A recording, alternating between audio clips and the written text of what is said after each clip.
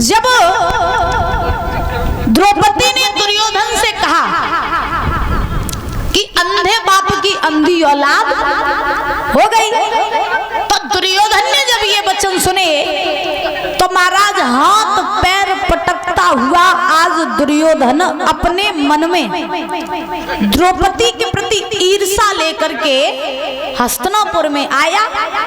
और जब महाराज दुर्योधन हस्तिनापुर में आया तो आने के बाद में परीक्षित महाराज जब मामा शकुनी ने देखा, और जब मामा शकुनी ने दुर्योधन को महाराज उदास देखा तो मामा शकुनी ने पूछ दिया दुर्योधन से, बेटा ये बताओ जब तुम इंद्रप्रस्थ में गए थे तो बड़े ही खुश थे, लेकिन जब लौट के आए हो तो तुम्हारी शकल पे 12 काय को बजे, क्या बात है? तो दुर्योधन ने जवाब दिया, मामा अगर तुम जानना चाहते हो ना कि बात क्या है तो हम तुमसे एक बात पूछें। शकुनी बोले, पूछो लला। तो दुर्योधन बोला, सुनो मामा कि मामा कछु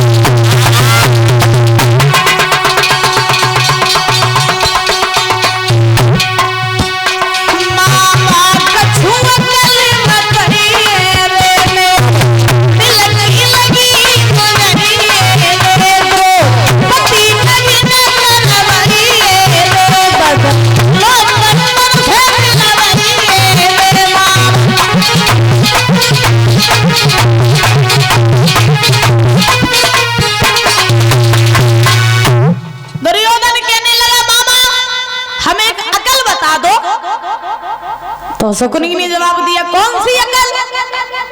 तो दुर्योधन कहने लगा, मामा हमें अकल ये बता दो कि किसी तरीके से द्रौपदी नगिन करवा दो। तो शकुनी ने जवाब दिया, नगिन करवा दो? क्यों? अरे तुझे नहीं पता वो तेरी माँ समान भाभी है और तू द्रौपदी को नगिन करवाना चाहता? क्या कह रहा है तू? दुर्योधन ने जवाब दिया, मामा तुम्हें नहीं पता है मैं द्रौपदी को नगिन इसलिए कराना चाहता हूँ क्योंकि द्रौपदी ने मेरा अपमान किया। तो शकुनी कहने लगे, अपमान किया? बोले हाँ। कैसा अपमान किया? दुर्योधन कहने लगा, मामा मेरा अपमान ऐसे किया कि जब मैं इंद्रप्रस्थ में गया था तो जब मैं युधिष्ठिर के महलों में गया तो मामा में थल समझ करके जल में गिर गया, और जब मैं थल समझ करके जल में गिरा द्रौपदी ने हमसे कह दिया कि अंधे बाप की अंधी औलाद पैदा हुई, इसीलिए मामा अब कुछ भी हो जाए जब तक मैं द्रौपदी के इस अपमान का बदला नहीं ले लूंगा तब तक मैं चैन से बैठने वाला नहीं हूं। तो महाराज ध्यान रखना, अगर घर में लड़ाइयां हो जाएं, बड़े ध्यान से सुन लेना, अगर घर में लड़ाइयां हो जाएं तो कभी किसी तीसरे को मत लाना, कभी किसी बार वाले को मत लाना, क्योंकि बार वाले जो होते हैं ना वो महाराज आपके दुख में रोने के लिए नहीं बैठे बल्कि आपके दुखों का मजाक बनाने के लिए बैठे। यही सच्चाई है। अगर घर में लड़ाइयाँ हो जाएं, भाई भाई की लड़ाई हो जाए या किसी की भी लड़ाई हो जाए घर में, तो अपने घर की चार दीवारी में बैठ करके लड़ाइयों को सुलझा लो। और अगर ये घर का मैटर कहीं बाहर जाता है ना तो महाराज बाहर वाले तो आपके घर में मजा लेने के लिए बैठे। लेकिन आजकल के लोग कैसे हैं कि घर में लड़ाई हो जाए तो जब तक पड़ोसन को नहीं बताते हैं तो लोग का महाराज चैन पत्ते तो रोटी नहीं पचतने की। हाँ, पड़ोस में जाएगा तो महाराज जरूर ही बताते हैं। तो ध्यान रखना, मामा शकुनी से जब दुर्योधन ने ये बात कही कि मामा हमें अकल बता दो, द्रौपदी नगिन करवा दो और मेरा बदला दिलवा दो, तो मामा शकुनी ने कहा तो जाके वजह से उदास हो? बोले हाँ मामा इसी वजह से उदास हूँ। तो शकुनी कहने लगा तो चिंता वाली कौन सी बात है, ऐसा करो कि अगर तुम द्रौपदी बदला ही लेना चाहते हो तो तुम मेरी बात मानो, तुम काऊ तरीका से पांडवों को द्रौपदी सहित हस्तिनापुर में बुला लो, जुआ का खेल खिलवा दो और उनसे उन सबको छीन लेना, द्रौपदी को भी अंत में छीन लेना और द्रौपदी को नग्न करवा देना। ये शिक्षा दे रहा है कौन? मामा शकुनी। क्योंकि कहा जाता है दीवार बिगाड़े आरो, घर बिगाड़े सारो। हाँ, दीवार बिगाड़े आरो, घर बिगाड़े सारो। जिस घर में महाराज सारे की सराज की और बारह ससुराल वाले की एंट्री हो जाए, समझ ले घर विनाश। हाँ, क्योंकि ससुराल वाले वो आजकल कम नहीं हो। सही बात बताएं कि आज की दुनिया में महाराज लोग जो है ना वो अपने घर से ज्यादा, अपने माँ बाप से ज्यादा महाराज ससुराल वाले को चाहते हैं। और सही बात है, अगर बाप मर रहा हो ना घर में और बाप अपने लड़का से कहे कि एक बूंद हमें पानी पिलाए दो, तो लड़का एक बूंद पानी नहीं पिलाए। और ससुराल में अगर सारी को जन्मदिन हो गए और सारी फोन करते हुए जीजा आज मेरा जन्मदिन है, केक कटवाए जाओ, तो जीजा को मोटरसाइकिल ना मिले, भले वो साइकिल तो बजत हुए जाए लेकिन जीजा जाइए जरूर। फिर जीजा गाँव की नहीं मानते महाराज। हाँ, क्योंकि विद्वान लिखते हैं, बोलू बड़े सुंदर शब्दों में लिखा कि है जिनकी कृपा से ये जीवन,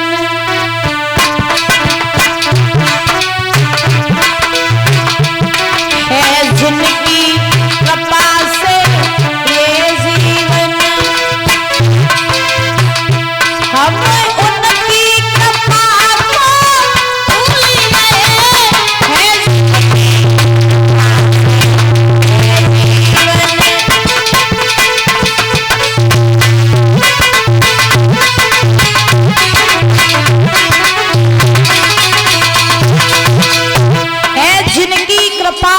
है जीवन, हम उनकी कृपा को भूल गए। कौन? माँ बाप। अगर माँ बाप ना होते तो हमारा जीवन भी नहीं होता। लेकिन आजकल के लोगों ने तो महाराज उल्टी रीत कर दी। बोलो, जिनकी कृपा से ये जीवन, हम उनकी कृपा को भूल गए।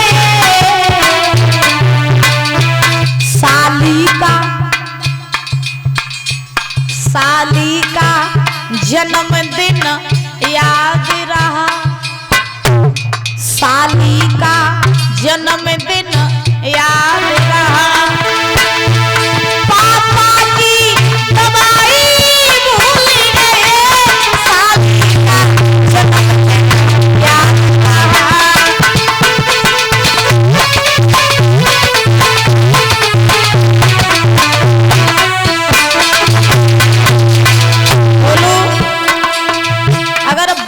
लड़का से कहे कि चले जाओ डॉक्टर से दवाई ले आओ, तो लड़का दवाई लेना नहीं जाइए महाराज, बाप को भूल जाइए। और ससुराल में तो अगर नेको फोन आ जाए झूठो कि जीजा चले आओ, तो फिर जीजा ही नहीं ले, फिर तो महाराज बजते ही बजत सीधे पहुंचे ससुराल में।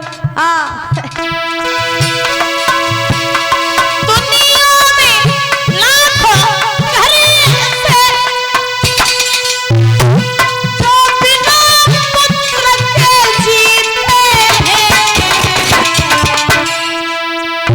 जिस माँ ने हमें को जन्म दिया, अब उसी माँ को भूल गए। जिनकी कृपा से ये जीवन, अब उनकी कृपा को ये जीवन।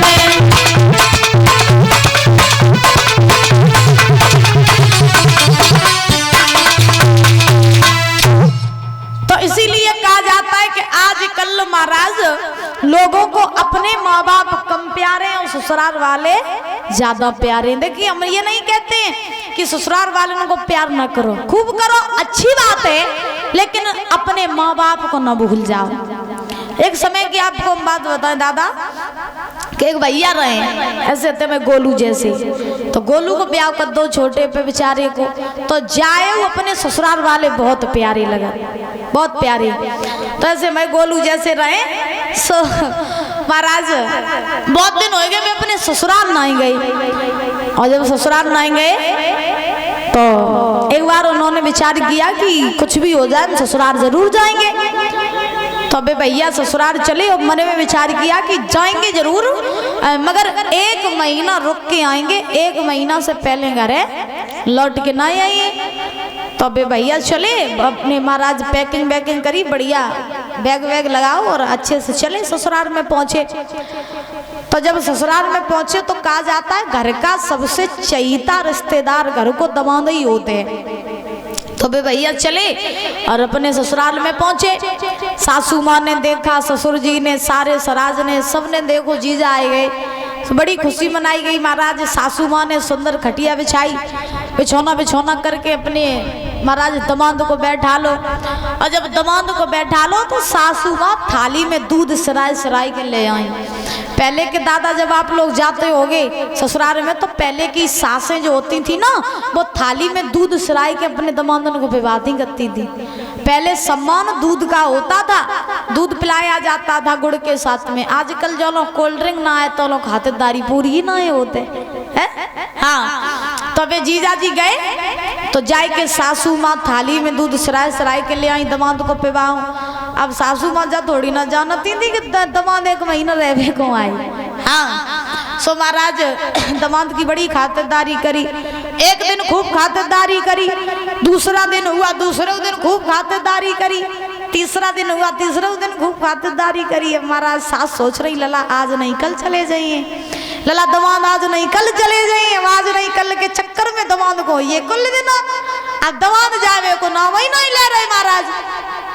तो रिश्तेदार कितना भी चहीता हो महाराज, लेकिन कहा जाता है ना जब ज्यादा दिनों तक अगर किसी के घर में रहोगे तो इज्जत कम हो जाती है। तो दामाद खूब महाराज 10-15 दिन हुई है रुक के ही रही है दामाद। तो अब सबके ऊपर भार टूटन लगोगे, अब तो जा ही नहीं रहे। सारी ने सोची जी जाओ सुहाओ, लेकिन अब तो जा ही नहीं रहा है। अब एक समय की बात है कि साली ने सोचा कि हमें जो लगा कि जीजा ऐसे नहीं जाए जब भगाओ पर है। सो एक दिन सवेरा हुआ और जब सवेरा हुआ तो महाराज साली ने क्या किया कि स्कूल की यूनिफॉर्म पहन ली और स्कूल की यूनिफॉर्म पहन के बस्ता जो रहे सो पीठ पे टांग के और कॉलेज पढ़वे काजे चलो भाई। जब कॉलेज काजे चली साली साहब जीजा जी बीच आंगन में खटिया डाले रहे। तो जीजा ने कही साली साहब कहाँ जा रही हो? साली बोली हम जीजा जा रहे कॉलेज पढ़वे काजे।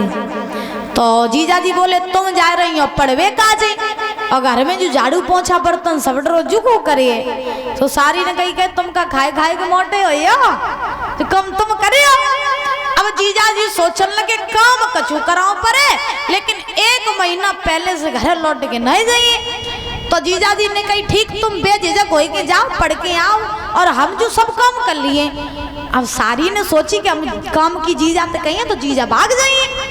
अब साली पढ़वे काजे चली गई और जब पढ़वे काजे गई और जब साली लौट के आई का देखो कि काम चकाचक सब महाराज डरो। हाँ झाड़ू पोछा बर्तन सब काम चकाचक, जीजा बीच आंगन में महाराज सेठ बने बैठे। अब सारी सोचने लगी काम तो सब जीजा निकल लो, लेकिन जीजा गए तो आए ही नहीं। दूसरा दिन हुआ साली ने फिर बस्ता टांगो स्कूल की यूनिफॉर्म पहनी चलवाई और जीजा तो गई जीजा वैसे को गोबर डरो से डाल दिए। जीजा बोले ठीक डाल दिए तुम आराम से जाओ। सारी गई पढ़वे काजे लौट के आई, जीजा फिर नहीं गए महाराज। अब जब जीजा नहीं गए तो उन भैया की जो सराज रहे सराज, तो सराज ने अपने पति से कही सुनो तुम आओ जीजा जो आओ सो आओ, लेकिन जो जावे को नाव का नहीं ले रहे हो। अब या फिर तुम घर में जीजा ही रही है या फिर हम ही रही है, जीजा को भगा दो घर से। अब साले साहब ने कही सुनो तुम्हें नहीं पता, अगर जीजा तो डायरेक्ट कह दिए जाए कि जीजा तुम भाग जाओ तो उन्हें बुरा लग जाइए, रिश्तेदारी टूट जाए, बहन को बुरा लगे। ऐसा करो जीजा तो ऐसे नहीं कहिए, जीजा बुरा मान जाइए। तो सराज ने कही हम कछु नहीं जाना, जीजा को घर पे बजाओ तो ही हम जा घर में रहे। तो साले ने कही अच्छा ऐसा करो परेशान ना हो, हम कोई ना कोई उपाय ढूंढे। ऐसा करो कि जब जीजा बीच आंगन में खटिया पे बैठे होए तो हम तुम दोनों जन लड़ाई करने लगे हैं। जब लड़ाई करने लगे तो जीजा अपने आप आ जाइए। बोले ठीक है। अब जीजा बीच आंगन में बैठे रहे तो वो जो स्त्री रहे वो अंदर भोजन बना रही थी। तब तक भी भैया आए, और जब भैया आए यानी जीजा का साला आया तो साले ने अपनी पत्नी से कही, सुनो भोजन वोजन बनियो कि नहीं बनियो? तो भीतर से आवाज आई, बनी तेरी ठठरी दुश्मन खाए ले आएंगे। हाँ, सो जो उनने वचन गए महाराज, सो जाए कि उनने अपनी पत्नी को हाथ पकड़ लो, और हाथ पकड़ के गुस्सों में महाराज एक कोने में से उठाई लाठी, और जीजा खटिया बैठ के सब कुछ देख रहे महाराज। अब जीजा चुपचाप बैठे बैठे जब सब कुछ देख रहे, सो उनने अपनी पत्नी को हाथ पकड़ो, कोने में से लाठी उठाई, कमरा में दे लो, जाए के बंद कर लो, और दरवाजा लगा लो। बोले सुना, हम तुम्हें मारे थोड़ी नहीं जा लाठी, तो तुम चिल्लाइयो और रोइयो। बोले ठीक। सुबह भैया जो रहे सुबह लाठी दीवार में मारन लगे, उनकी पत्नी जो रहे सो रोन लगी। जीजा सोचने लगे आज लड़ाई हमारी मारे हो रही है, ऐसो करे पतली करी ने घर के भाग जाए। सो अब जीजा जी ने क्या किया कि बीच महाराज आंगन में जो खटिया पे बैठे थे, तो खटिया पे उतर के घर के पास में एक सरसों को खेत रहे, सो सरसों के खेत में ही जाए के छिप गए। अब जब जीजा सरसों के खेत में जाए के छिपे तो पति पत्नी बहुत देर तक लड़ाई करते रहे। पत्नी ने अपने पति से कही, सुनो लड़ाई वड़ाई बहुत हुई, अब जीजा आते में तो भागी हुई है, बाहर निकल के देखो जीजा गए कि नहीं गए। सुबह लड़का ने जो बाहर निकल के देखो जीजा सांचे नहीं आंगन में बैठे, तो मैंने अपनी पत्नी को बुलाया, बोले बाजे आओ, अब तो जीजा चले गए, अब आ जाओ, कोई डर वाली बात नहीं। तो दोनों जब बाहर निकल के आए तो महाराज पति ने अपनी पत्नी से कही, सुनो हमने तुम्हें मारी नहीं, तो स्त्री बोली तो हमारी लगी नहीं। तो सरसों के खेत में तो जीजा निकल गया है, बोले हम गए नहीं है। जीजा बोले हम गए नहीं। तो अब महाराज पति पत्नी दोनों एक दूसरे के मुंह भाई देखे, बोले लड़त लड़त मरिए, लेकिन जीजा जी तो नहीं गए। अब जीजा पहले ही विचार बनाए के आए थे कि कछु जाए, 1 महीना पहले से हम घर नहीं जाइए, 1 महीना बाद ही लौट के जाइए। तो ऐसा होता है किसी किसी के साथ में कि जिसको अपने घर से ज्यादा महाराज ससुराल वाले प्यारे लगते हैं। बोलिए गोविंद भगवान की। तो मामा